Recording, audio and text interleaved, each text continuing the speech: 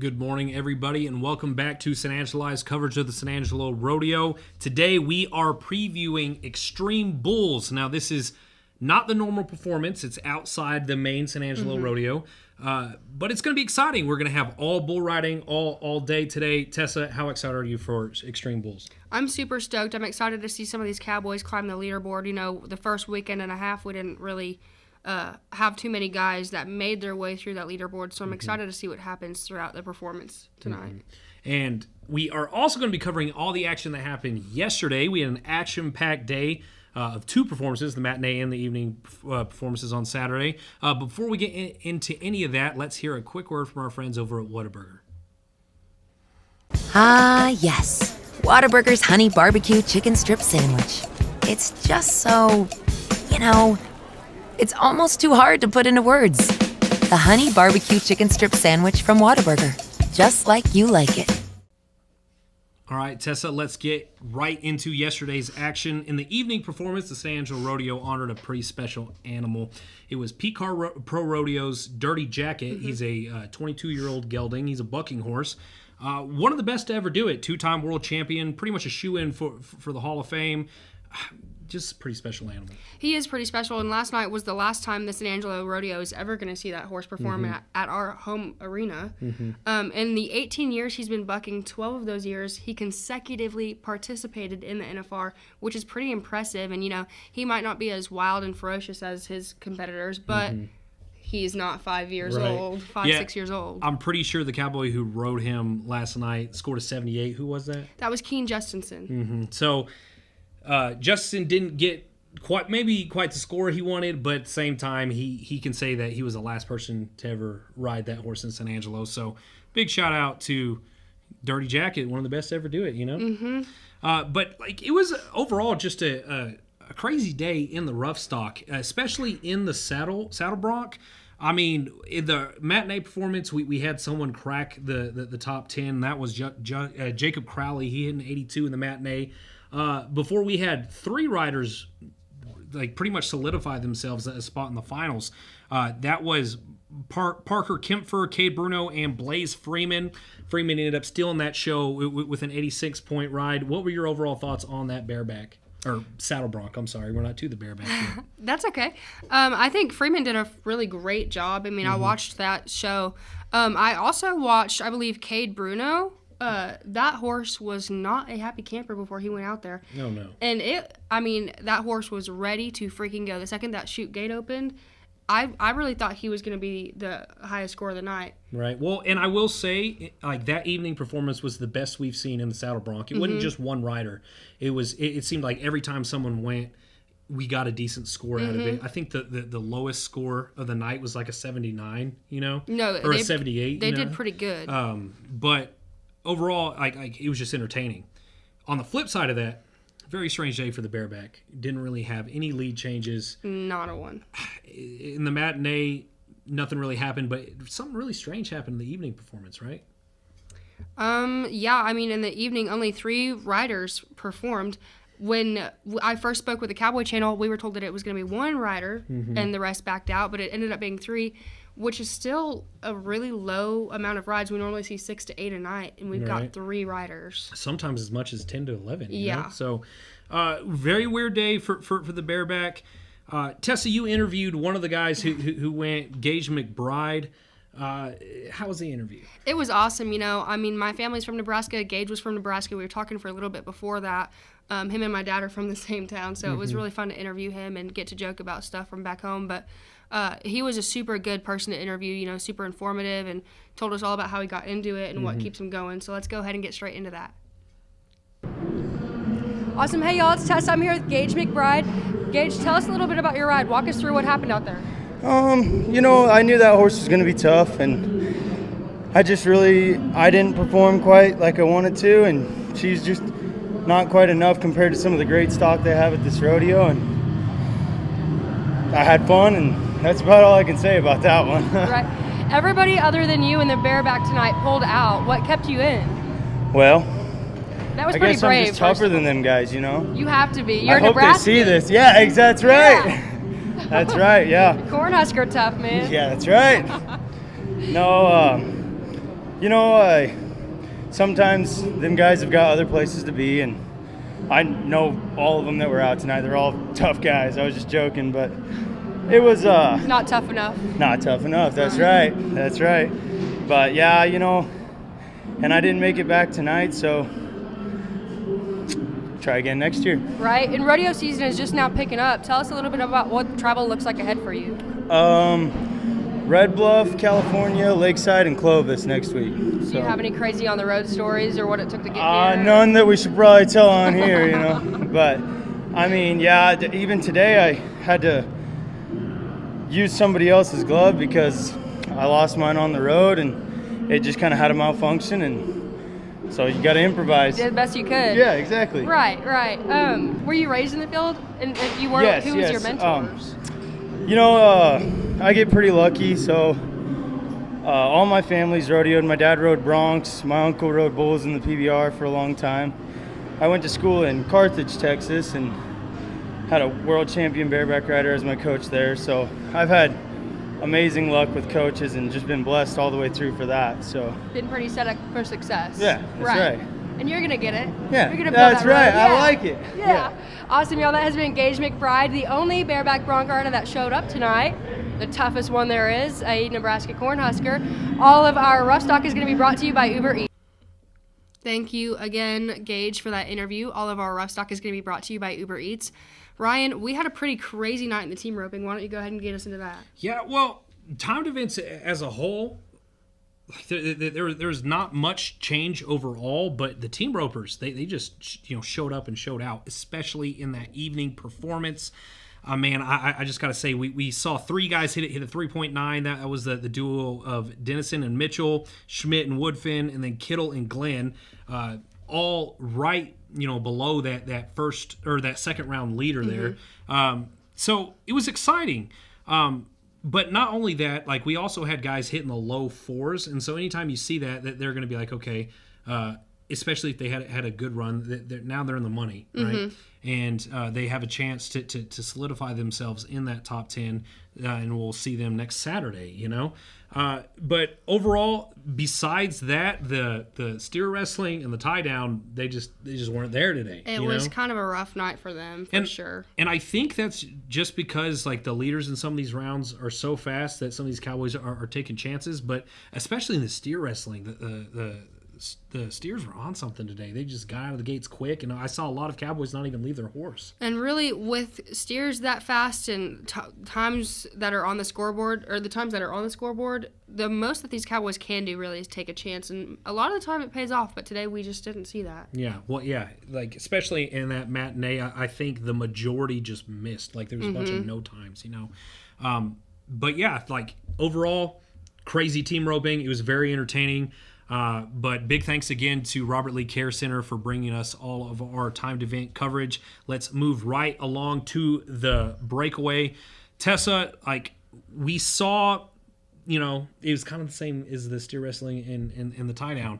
We saw several riders miss. We saw several riders make it, but it was too slow, and two of those ladies in the matinee was Briley Braden. She hit a 2.5, right?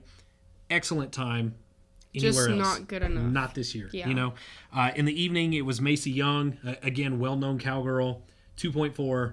It's not going to beat out that 1.7. Yeah, 1.9, there's a 1.7, there's a 1.8, and there's like 6 1.9s. Right. And so like to even be in the top 10 at this point, if you're not sub 2, you're not getting it. Right. In fact, I interviewed Briley Braden after her run in the matinee, just talk about some of the difficulties about that. So let's go ahead and get right into that. Joining me now is Briley Braden. Today, the matinee's leader in the breakaway posted a 2.5. You said so yourself before the interview started. You felt a little slow, but just walk me through it. So, like y'all have all been watching, and like 1.8, 1.7, 1.9, and my first round, I didn't have a very good calf, kind of beat me a little bit out of the chute, so I was kind of down about it, but I looked and I saw that I had a really good calf this round, and I tried to use him to my advantage, and I was a little off the barrier, which caused me to be a little bit longer than I wanted to be to place, but I made my horse work good, just went ahead and maybe went another jump and reached at him, and it all worked out. Well, I will say, You talk like you felt like a little slow, but it's a matter of tenths of seconds, right? Yes, Breakaway is easily the fastest event in the rodeo. Yes, sir. Like, how hard is it to compete at the highest level? I mean, everyone's opinions are different about it. It is tough, and you've practiced every week. Everything, especially in the breakaway, I feel like everything's got to be like perfect. Like calves have to be looking, horse has to be sitting there perfect. Especially on setups like this, you can't be late, or you might as well just track your calf to the end of the arena, or when you know you've got a good one, dang sure use him to your best ability. So, well, and especially here at the San Angelo Rodeo, I've talked to a bunch of different breakaway ropers already this year. The short start makes everything harder. Yes or no? It depends on the calves, yes and no. Like they said, yes or no. It just kind of depends on the calves. On short starts, like faster calves are probably better. But if you've got like some slower ones that a couple of them we saw in the perfs, yes. I would prefer a stronger one on shorter barriers, just so your tongue will be a little bit faster. But I don't know. You always adapt and overcome. So that's how I always try and look at it: adapt and overcome. So.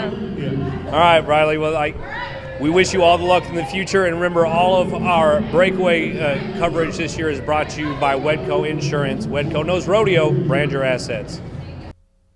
Thanks again, Briley, for the interview, especially on a round like today. You still took time out of your day, and we really appreciate it. But all of our breakaway coverage this year is brought to you by Wedco Insurance. Wedco knows rodeo. Brand your assets. Tessa, let's get into the mutton busting. That's what everyone wants to see anyway. Yeah, no, that's true. They're just too dang cute. We had two great rides when it came to mutton busting yesterday. During the matinee, we had little Miss Raylan Barrera with a 93. She was a super fun interview. And then we had Sienna Orlando last night bring us in at a 99.75. That is a record-breaking score in the San Angelo Rodeo Arena. That little girl held on for dear life almost all the way to the opposite end of the arena. Yeah, I was about to say, I was like, she was still on the sheep when she was almost hitting, the runs where the tie-down ropers and the steer wrestlers come out and whatnot. It's almost like the bullfighters had to peel her off the sheep. Her job was to hang on, and she knew it. I interviewed both little girls, so let's go ahead and get into that. Awesome. Hey, y'all, it's Tessa. I'm here with Miss Sienna. She just won a 99.75 ride in the mutton busting. Sienna, how does it feel to have the biggest score the arena's ever seen? You're happy? Where are you from, Sienna? San Angelo. San Angelo. Are you going to tell your friends at school on Monday about your ride? Are you going to come back next year? Yeah? You want to be a cowgirl when you grow up? What do you want to do? You're not sure yet? You're just chasing that gold buckle now? Sienna, are you excited that you won? Were you ready to ride, or did you just try to hold on for dear life? I tried to hold. You're ready to hold on? Did you practice at home with Mom and Dad? You did? That has been Sienna, y'all, and just as a reminder, all of our mutton busting is going to be brought to you by Sonora Bank. Hey, y'all, it's Tessa. I'm here with Raylan, your mutton busting winner of the day. Raylan, you had a 93-point ride out there. What did it feel like? You didn't like it? You didn't like it? Where are you from, Raylan? San Angelo. San Angelo. Was it easy out there? You made it look really easy. Was it easy or hard? It was hard. You made it look really easy out there, baby. Are you gonna do it again next year? No. No. Do you want to be a cowgirl when you grow up? Yeah. What do you want to do? You gonna beat out all those cowboys like you did today? Yeah. Yeah. You gonna show them who the boss is? Yeah. Do you want to show us your buckle, Raylan? You want to show him?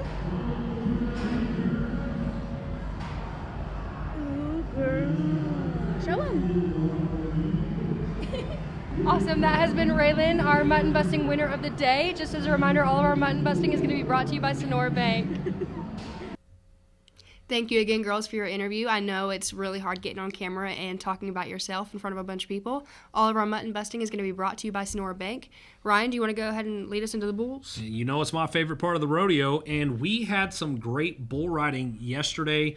Specifically last night, we saw someone not only ride a bull, but claim one of the top two spots, and that was T. Parker, well-known bull rider. The ladies love him.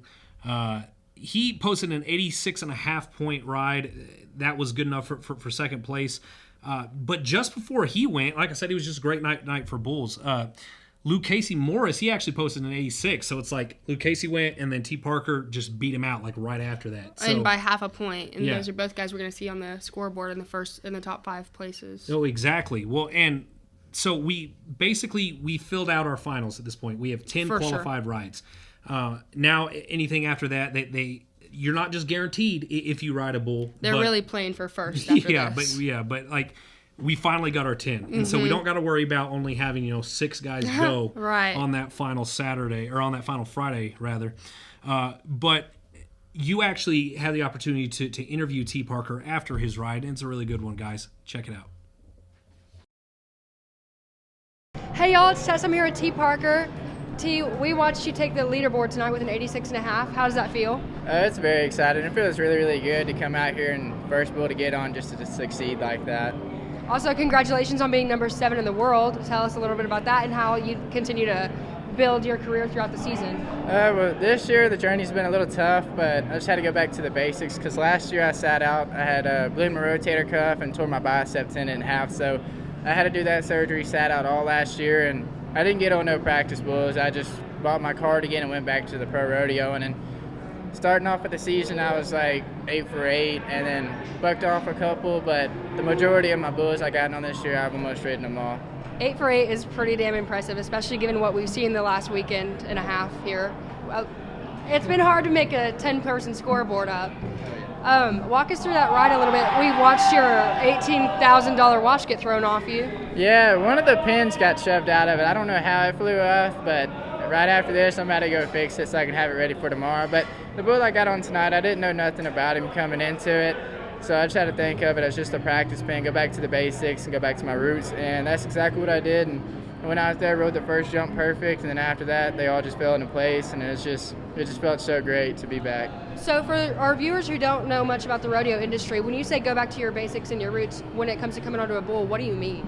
I guess it's kind of just like playing baseball. If you keep on striking out, just go back to the ball pin and just practice swinging and hitting the ball as hard as you can and just getting the concept of it and just figuring it all out like that. So just going back to the practice pin and just restarting, fresh start, fully, just going over all the basics. What does the San Angelo Rodeo mean to you? I mean, they've humbled me out here every year I came. So, I mean, to come out here and put up a beautiful ride like that, my tables are turning, and this is awesome. We hear it's a pretty big stepping stone when it comes to the rest of the season. Oh, absolutely. San Angelo is a tough rodeo, and a lot of guys, not a lot of guys ride out here, but a good bit of them do. So, I mean, it's definitely a battle to the end, but I'm excited, got a good start, and I'm ready to see what the end of it takes us to. Okay, awesome. Well, congratulations again on your second place score. That has been T. Parker. He will be back again tomorrow with X-Treme Bulls. All of our bull riding is going to be brought to you by Alpha Paving. I just cannot believe that guy rode with an $18,000 watch on and it got thrown from him. Well, not only that, but his gold chain too, right? Yes, his chain. I saw the bullfighters pick him up, and they were just kind of handing back to him, and everyone was like, "What is that?" And thousands of dollars worth Matt of Merritt stuff. made a joke about it. He was like, "Who rides with an $18,000 watch?" But T. Parker, apparently. Yeah. Let's go ahead and get straight into the matinee. We had the opportunity to talk to a rodeo royalty. Jate Frost stopped for a minute and talked with us. He did not have the ride he was expecting, but we're still super grateful for that interview. And the Frost name is a legacy that's hard to carry on. So whenever you have a ride that doesn't quite go your way, or you don't show up and show out to a rodeo event, I'm sure it's 10 times harder because people are expecting lots the most of pressure, from you. right? Yes. Yeah. And I believe his cousin or uncle Jake won the X-Treme Bulls last year. So he's got Lane, which everybody knows Lane Frost, and then a San Angelo Rodeo champion as another family member. So whenever you show up with a last name like that, it's kind of hard to just have a ride that you don't really expect. But he was super kind and super excited to give an interview either way, so let's go ahead and get into that. Hey y'all, it's Tessa. I'm here with Jate Frost. Jate, let's go ahead and get started. All my family is the best rodeo very hard legacy.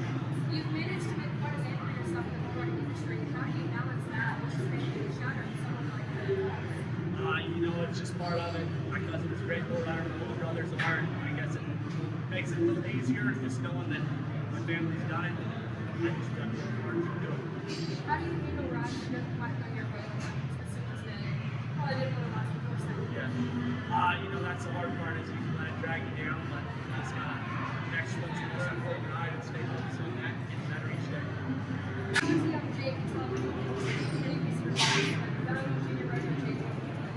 Just keep working hard and trying your hardest. Your days are going to come. Keep out. I don't love this rodeo. It's a great rodeo. Excited to come here every year. Awesome. Thank you so much, Jate. That's been Jate Frost, and all of our bull riding. All of our bull riding has been brought to you by Alpha Paving. Thanks again, Jake, for the interview. And remember, all of our bull riding coverage this year is brought to you by Alpha Paving. Tessa, overall, give me your thoughts about the two performances yesterday.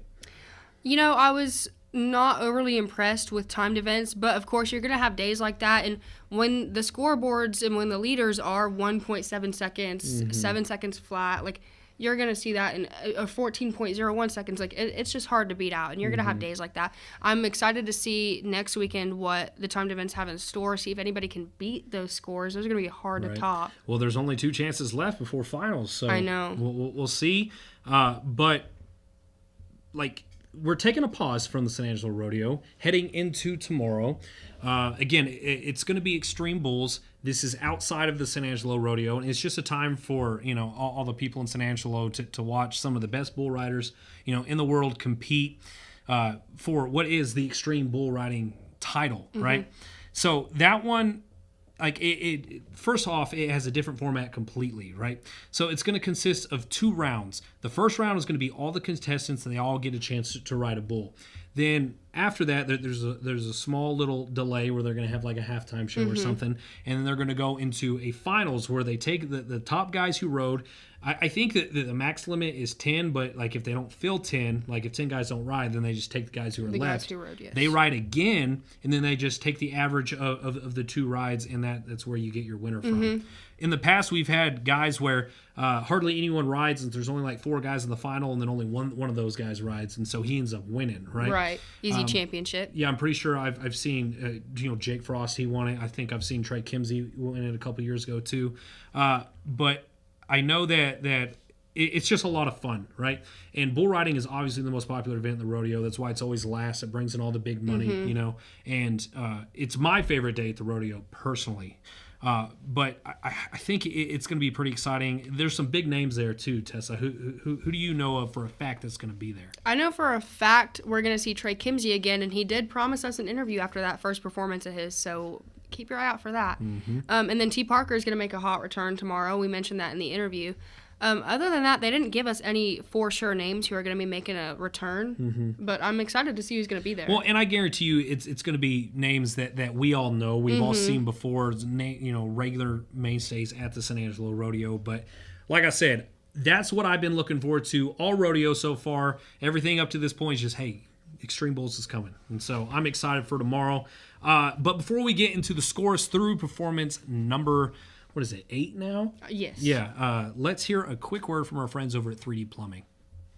3D's Plumbing has served the Concho Valley with excellence for over 3 decades. Their team of highly skilled plumbers is well equipped to handle everything from routine maintenance to complex emergency repairs. 3D's Plumbing understands that your home's comfort and safety depend on a well-functioning plumbing system, and they're here to ensure it runs smoothly. When you choose 3D's, you're not just hiring plumbers. You're welcoming a team of experts into your home who genuinely care about your peace of mind. Remember, one call does it all. Thank you, San Angelo. Now into the scores through performance number 8. In the bull riding, we have Dustin Bouquet still leading overall. He posted an 87. In second, we have a new second place here. It's T. Parker. He went on Saturday night. He posted an 86.5. Luke Casey Morris also went on Saturday night. He posted an 86. Elijah Moore's in fourth with an 85.5. And finally, Bryce Jensen is in fifth place with an 85. Into the Bareback, Sage Allen still leads with an 89. Cole Reiner is in second place with an 88. Cole Franks is in third with an 87.5. And then we have a three-way tie for fourth place between Jess Pope, Tucker Caricato, and Mason Stoller, who all posted an 87. Into the Saddle Bronc, in first place we have Logan Hay. He went earlier this week. He posted an 87.5. In second place, we have Blaze Freeman. He went on Saturday night. He posted an 86. And then we have a three-way tie for third place. Ben Anderson, Thane Elshear, and Dawson Hay all posted an 85.5 in the saddle bronc. On to sixth place, we got Cade Bruno. That was a Saturday night rider. He posted an 85. In seventh, we got Jake Finley. He posted an 84.5. We have a two-way tie for eighth place between Colby Wanchuk and Wyatt Casper. And then finally, in 10th, there is another tie there between Cooper Thatcher, Lefty Holman, Tanner Hayes, Jacob Crawley, and Parker Kempfer. Five-way tie for 10th place. That is crazy.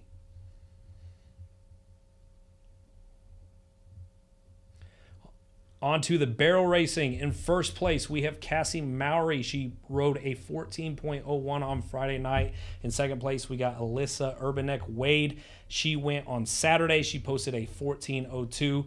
Third place, we have Jordan Driver. She's our local Garden City cowgirl. She posted a 14.04. And in fourth, we have Sophie Palmore.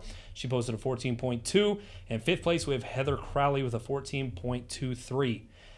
In the average, Jordan Driver still leads the overall with a 30.04. Cassie Mowry is in second with a 30.09. We have a three-way tie for third between Alyssa Urbanek Wade, Julie Plord, and Crystal Dillman, and that rounds out the barrel racing average.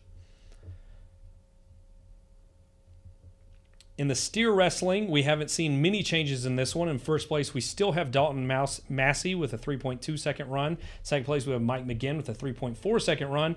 Winston McGraw in third place with 3.5 second run. In fourth place, we got Bridger Chambers with 3.6 second run. And then, of course, a two-way tie for fifth place between Teal Sykes and Brandon Harrison, who both posted a 3.7 second run. In the average of the steer wrestling, Mike McGinn still leads with a 7.2 second on 2. Dakota Eldridge is in second place with a 7.3 second on 2. Bridger Anderson's in third with a 7.5 second on 2. Dalton Massey's in fourth with a 7.6 second on 2. And finally, in fifth place, we have Hunter Cure, who posted a 7.7 second on 2. Moving on to the tie down. In first place, we have Chance Fleming. This is the average. He has a 17.1 second on 2 runs. In second place, we have Garrett Jacobs, who posted a 17.3. Third place, we got Cody Mahaffey. He posted a 17.6. In fourth place, we have a tie between Andrew Burks and Roy Lee. Both posted an 8.1 second through 2. And that's going to be hard to beat. I'm not going to lie. And on to the team roping. This is the average. We got the duo of Schmidt and Woodfin. This was a Saturday time. They are now in first with 8.6 seconds on 2. Trineri and Yequo, they are now in second on 8.7 on 2. Dees and Flake, also another Saturday. They are 8.8 second on 2. Buccalo and Harrison are 9.1 seconds in fourth place. And then in fifth place, we got Igaskiza and Woodard, who are tied with Whites and Walker with 9.2 seconds. In the breakaway, this is the average. Bailey Bates leads with the 3.8 second on 2. Jenna Dallin is at 4.0 seconds on 2. In third place, we got Jordy Edens with a 4.1 second on 2. Man, these times are fast. In fourth place, we got Shaylee King with a 4.4 second on 2. And finally, in fifth place, and rounding it out, we got Christy Stewart, who has a 4.8 second on 2. And that is your scores. Another big shout out to 3D Plumbing for sponsoring our scoreboard this year. Tessa, we're almost out of time. I need your final thoughts. Yeah, Ryan, I'm just super stoked to see what these Cowboys do today with the X-Treme Bulls. Mm-hmm. I agree. Bull riding is my favorite. I've said it multiple times. We've had good bull riding over the last couple of days, but an entire performance just dedicated to that. I'm excited